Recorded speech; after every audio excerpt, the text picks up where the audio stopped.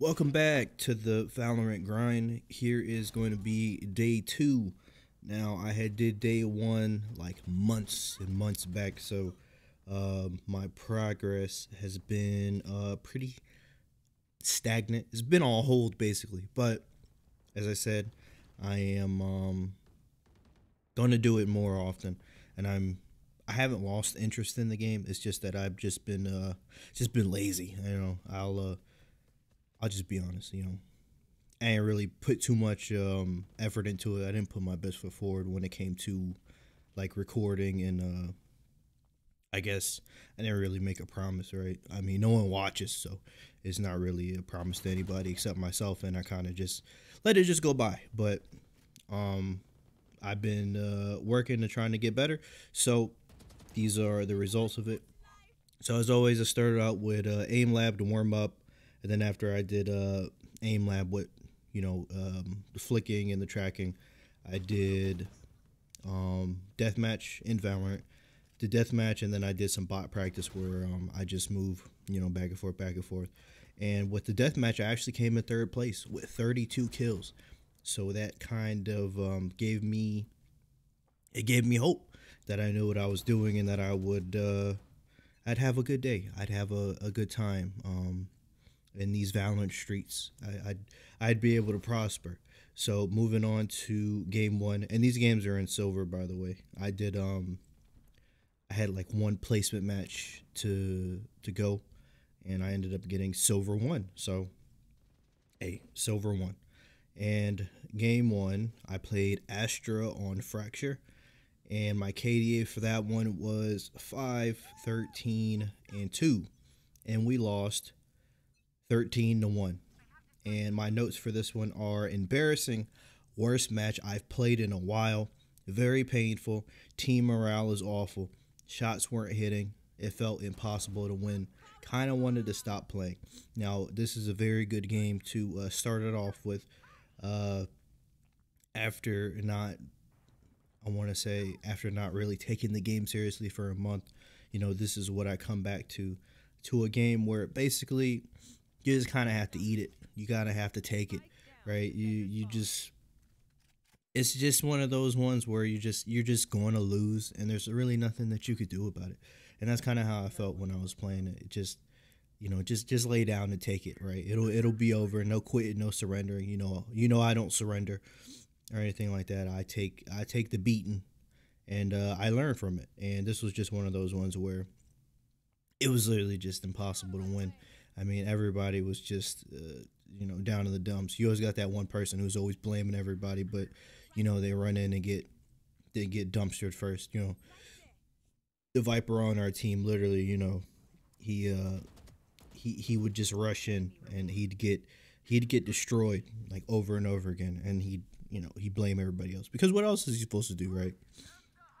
So I really don't want to play with people like that. So it kind of brought me down. But then again, I was like, well, what could I do? Could I make some plays? Can I do this, do that, do that? And it was kind of just like, nah, just leave it alone. Just take the loss. We're gonna lose. Just take it. So I just took it, and it didn't feel good. Now game two, I played Viper, which is a change of pace, and it was on Haven, and we won 13-6. My KDA was 26, 12, and 3. And notes for this one, a lot of clutches and crucial moments. Felt good, got my confidence back. Good call outs to teammates. Amazing game. Viper is too good.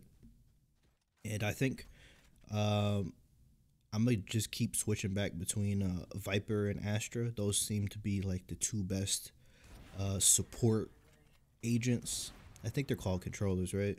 Well, and they just seem too like useful. They seem too useful in a world where everybody's hard locking, insta locking Reyna and Jet and everything like that. I feel that it's my responsibility to literally bring the smokes, because if I don't do it, then who else is going to do it, right? And I think Viper has good utility and good value to the team, which is crazy because I remember her being the worst character in the game. Now it seems like she's a must pick on the majority of maps, but besides that, this was my redemption game. Get 26 kills and just 12 deaths. I mean, it's amazing. It's really amazing. And I, got my confidence back. I was swinging on people. Things were going my way. And, it felt good. And that leads us into game three, which was on Bind. I picked Viper again, and we won 13-1. And my KDA for that one was 10, 5, and 1. My notes are kick your feet up type of game. Teammates were on point. Good comms, good everything. Chill game. I was the main utility dump agent. Teammates cleaned up kills. Now, when I mean this is a kick your feet up type of game, it was just basically I really didn't even do anything. Uh, just solid teammates all around. I just plant the what did I do? The Viper line, the little wall that she has. Just shoot the wall, cut sight in half, help the team, plant the smokes, put the smokes where I need to, and that's basically it. I just do my job as Viper, and the teammates just come and they just sweep up the kills, right? I barely did anything, right? The people that they didn't see, I got them, but majority of the time, I was pretty much playing like sideline. I was just chilling, and my teammates were getting everything. But just a very good team. It was pretty evenly distributed all throughout, and that's really like a team that you want every game. But as you know, in the solo queue streets, nothing nothing is ever given. So I don't take for granted the good teammates because I know immediately the next game I'm going to have terrible teammates or I might have good teammates again. But you never know. But leading into game four, it was on Icebox with Astra. We won this game 13-8. My KDA was 18, 16, and 10. Now for my notes for this one, confusing match. Enemy went A more than 10 times. I don't think anybody likes Icebox. Not a bad performance, but could have been better with shots. Gunfights were sketchy. Now, when it comes to this game, this was one of those ones where I know Icebox really brings out the worst in people. I'm starting to notice. Like, I don't think anybody really takes it seriously like that. Because, I mean, we were defending first, and the team literally 10 times. Like, 10 times. Like, no, uh, not exaggerating. I was looking for the word. Not exaggerating. 10 times they literally went A. I think B is pretty much just like it's just off limits, right? They went B like I think once or twice, but other than that, it was A literally every time. Every time it was A. They didn't go mid, no nothing. It was just A. We're rushing over and over and over again, and that kind of made it seem like it wasn't real in a way because I'm playing it and I'm like, really, like, are they taking it seriously? It felt like it felt like what I want to compare it to, like basketball, right? Like if you're playing basketball against another team and they're kind of just like you could tell when they're not taking it seriously. They're shooting half court shots. They're spinning in circles when they're doing layups and airballing.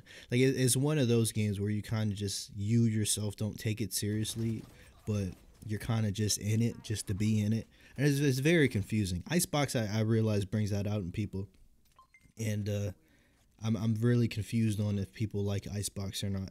I think it's okay. It's okay. It ain't that bad, but I'd rather play on something else than Icebox every time. But moving on into game five, I went 6, 13, and 1. We lost 5-13. This was on Breeze, and I played Killjoy.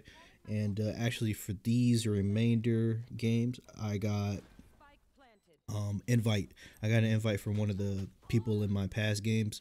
They said that they liked the communication, and I was a good player. So they invited me really, and we ended up playing a lot of games together.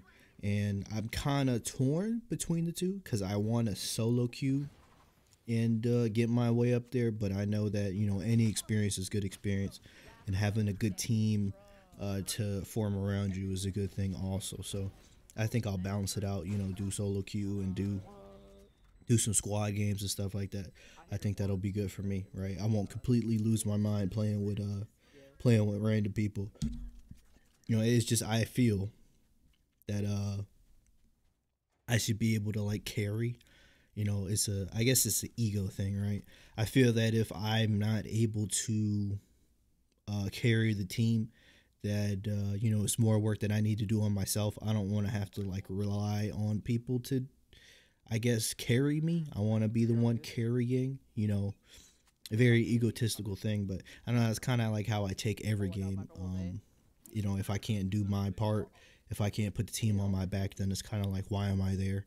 But it's a little harsh, but you know, I am struggling in Valorant, so having a team to back me up is probably a good thing, right? So for this one, it was only 5-13 because we were getting beat 12-0, and I think they let up on the gas a little bit, and you know, my team, you know, morale's already low. Everybody wants to surrender. They're like, oh, let's just surrender. No, no, we're not surrendering. We're getting beat.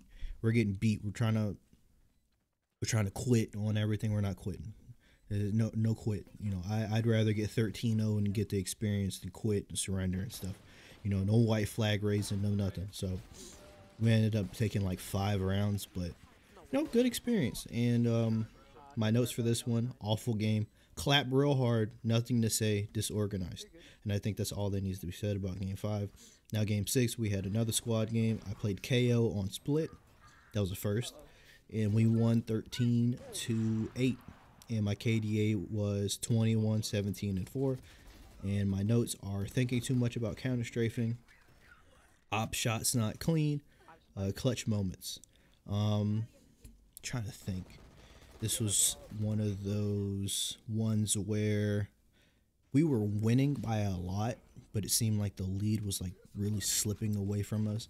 And even though I got 21 kills, it felt like those 21 kills weren't as comfortable as I thought they should be.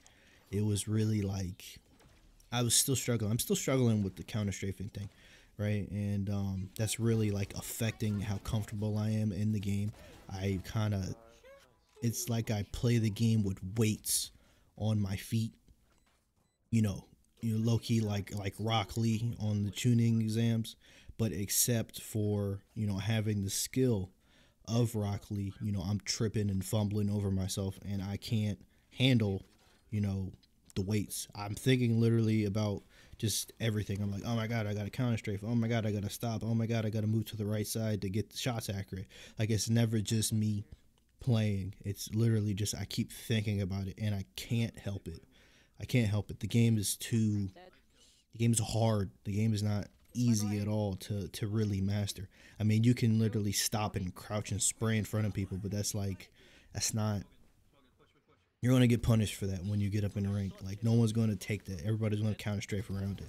As I've seen, like, that's not, you can't be doing that. You can't just crouch and spray and hope one of the Vandal bullets hit you in the head. It's got to be clean. It has to be, your movement has to be efficient. You have to be able to do different things. You can't just be stagnant, right? And that was a win, so I'll take it though, right? Now, game 7, which was the last game, and I played Viper on Icebox again, and this was another squad game. My KDA was 20, 17, and 4, and what do I got for this? Counter strafing is confusing still, as I said before. Okay game, better shots. I could have done a lot more. I think I had a moment in this game where I like had a lot of long range fights, and I was trying so hard to counter strafe, and I was literally like thinking and hurting myself while I was doing it. It was really embarrassing to have, like, because I was the last one alive. It was embarrassing to have people watch me struggle with the movement mechanics, and it was too much. It was making me like real. It was making me doubt myself a lot. Even though I had 20 kills, still, like, it's not. I wanted it to be a comfortable amount. Like, every kill, I feel like I literally I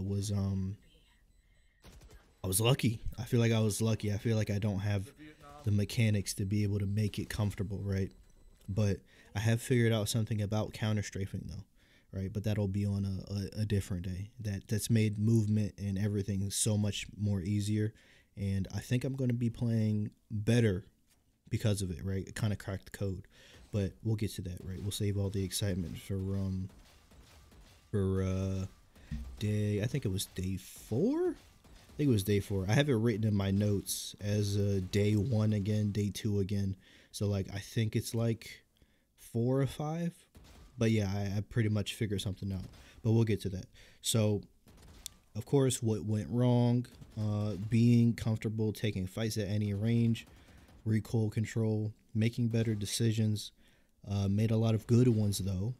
In clutch situations, think more with utility instead of just running out. Thinking too much about counter strafing, and there that goes again.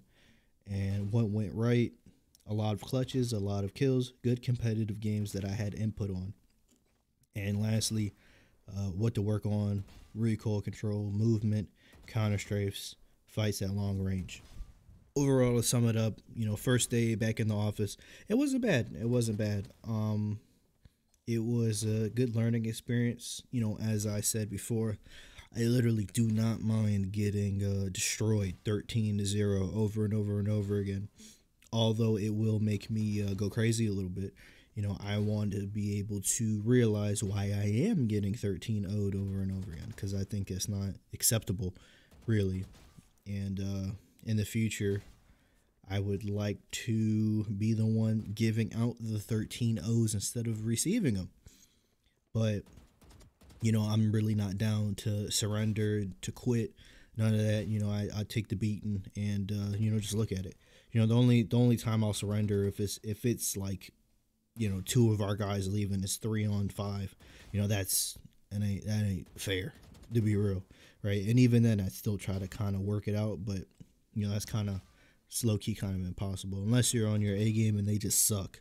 Then 3v5 ain't really, you ain't gonna get it. So besides that, I think good day, good competitive games. Again, I'm gonna be consistent. I've been playing a lot, almost every day. I've been at least doing a little bit of training, doing a couple death matches and stuff like that, getting the mechanics right. And I think I am slowly evolving into someone who can maybe get to plat.